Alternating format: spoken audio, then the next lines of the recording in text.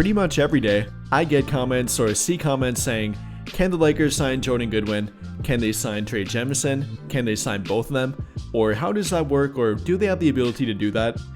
And well, up until this point, they have been able to sign Jordan Goodwin. They could even sign both him and Trey Jemison, but they couldn't sign 3 players. Now, not to say they will go that route or have thought about going that route, but officially after today, they could sign 3 of them. Meaning that if they wanted to, they could sign all 3 of Jordan Goodwin, Trey Jemison, and Christian Koloko, all 3 of their current 2-way contracts. But with that in mind here, will they do that, or should they do that? And if they would go that route, who would they waive to make room for them? We'll talk about that and break it all down during today's video. But before we get too far into it, let's go over our game day picks with Underdog Fantasy. And if you're a new sign-up, you can pick Luka Doncic to have higher than 0.5 points later tonight. So yeah, take advantage of that free pick. But then for my picks, for pick number 1, I got LeBron coming back with a vengeance later tonight, having higher than 19.5 points, dropping that down from 24.5 points down to 19.5, which I think is a little bit safer with him coming off an injury. Then for my second pick, if you're not a new sign-up, I got Luka Doncic having higher than 2.5 made 3-point shots, dropping that one down from 3.5 down to 2.5, which he has hit in 9 out of their past 10 games now. Then for my third and final pick, I got Kobe White having higher than 16.5 points, dropping that one down from 23.5 down to 16.5, and with him having higher than 20 points in 5 straight games, I think that was a near lock. So if you want to follow along with me, or make your own picks, then be sure to check out Underdog Fantasy, and don't forget to use code JSM to get your free pick, plus up to $1,000 in bonus cash when you make a deposit. But now getting back to our topic, and like I mentioned with the salary cap stuff, do the Lakers have room and enough room under the second apron to sign all 3 of Jordan Goodwin, Christian Koloko, and Trey Jemison if they want to? Well, according to an NBA salary cap analyst, that being Yossi Gosselin, yes, they do. After March 21st, yesterday by the time I get this video out, they officially do have enough room under the second apron to sign all 3 of them. Now, that would not apply to other free agents that are above a 3-year contract or 3 years in the NBA. They couldn't do that, but with a guy like Jordan Goodwin having 3 years of NBA background, Trey Jemison having 2 of them, and Christian Koloko also having 2, yes, they barely can fit under the second apron and sign all 3 of them to a standard prorated contract. Now, I'm not going to bore you with the numbers or the financial stuff here too much, as if I'm being honest, I don't entirely get it either. But if I estimate correctly, a contract for Jordan Goodwin would be worth around $200K to $220K, with him having 3 years of NBA background again. Then for Christian Koloko and Trey Jemison, somewhere between $180K to $200K, which would average out to about $600K to $650K, depending on how much you add up there. And with them being about $680K below the second apron, yes, they do have room to fit all 3 of them. But with all of that being said here, and with that in mind, should they do that, and should they sign all 3 of them, or even 2 of them? Well, if you ask me, I think only one of them is a guarantee for it, that being Jordan Goodwin. Pretty much the only one that's earned it and should be a lock to get that contract, that being Jordan Goodwin. Up until this point, the guy has been far and away their best 2-way contract, even getting more playing time than about half the rotation at this point, more than guys like Cam Reddish, Bronny James, even Gabe Vincent, outplaying them and getting more minutes than them too. So with that in mind, the only one that should be a lock for a standard contract is Jordan Goodwin in my opinion. And with him having 3 games left on his 2-way contract, that means that he can play tonight in Chicago, or against Chicago rather, their game on Monday night in Orlando, and their game on Wednesday night in Indiana, before they have to convert him to a standard contract. So that also means they won't worry about Trey Jemison or Christian Koloko, even if they were for whatever reason, until they convert Jordan Goodwin after that. But hey, just for fun, let's say that they do want to sign one of them, or even both of them with Jordan Goodwin. What would they do and how would they make that happen? Well, first things first, they kind of waive somebody first to make room for them. Not only for Jordan Goodwin, which I think we can all agree likely will be Cam Reddish.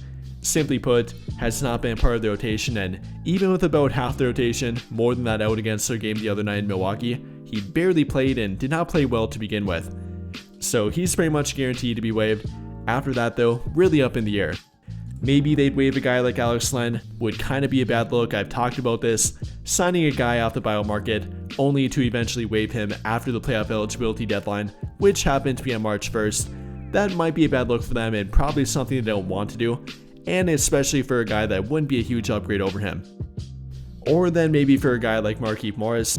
A lot of people tend to bring that up as he's not a part of the rotation, but if you actually look deeper into it and why they ended up trading for him or as part of the Luka Doncic trade, might not have been simply a throw-in player for them. According to a report, and actually according to Marcus Morris, Markieff Morris's brother, he shared that Markieff was actually contemplating retirement after he heard that he was about to be traded, but then had a change of heart after he realized it was to the Lakers, stating that LeBron himself asked for Markieff Morris to come to their team. And if you watch them on the bench, those two have definitely been getting along. Another report said that Markieff actually has a voice in their locker room, a guy that LeBron himself respects and is a good veteran leader for their team. So with that in mind here, and with it very likely being true as well, I tend to believe that, I don't think they'll waive him. And well, if they're not waiving Markieff Morris, already waiving Cam Reddish, and probably not waiving Alex Len, who would even be left for them at that point? Well, their final option left that would make even a little bit of sense would be Shake Milton. Yes, he does happen to be under a 3-year contract, but it's not a standard guaranteed contract. It is a 3-year contract, but every year after this one does happen to be completely non-guaranteed, which would let them waive him without accruing any dead money with it.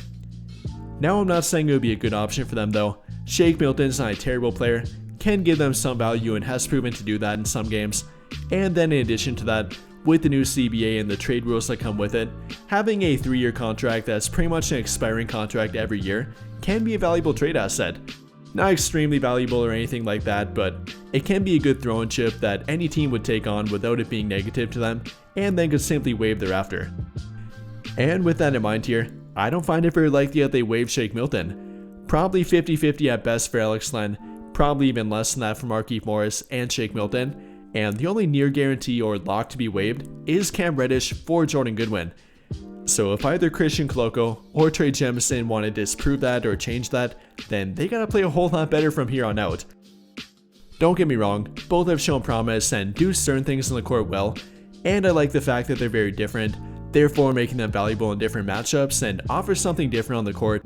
Koloko being more of that lob threat, rim runner type that does fit pretty well offensively with Luka Doncic, but he's also very young and does tend to make mistakes, fouls too much on defense, does tend to get a bit too rushed on offense, and does find the right pass or always isn't in the right spot on the court, both offensively and defensively for that fact.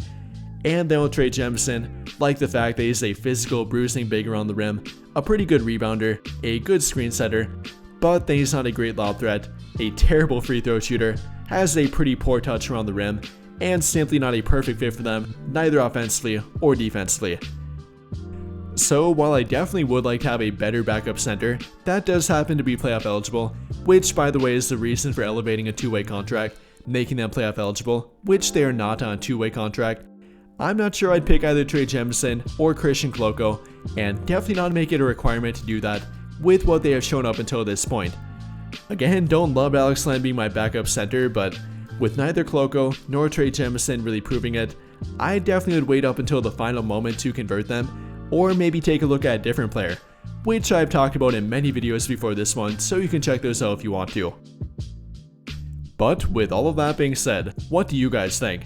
Even though they have the ability to do it, do you think the Lakers should sign all three of Christian Koloko, Trey Jemison, and Jordan Goodwin to a standard contract, or simply one of them, two of them, or none of them? Let me know your thoughts in the comments down below.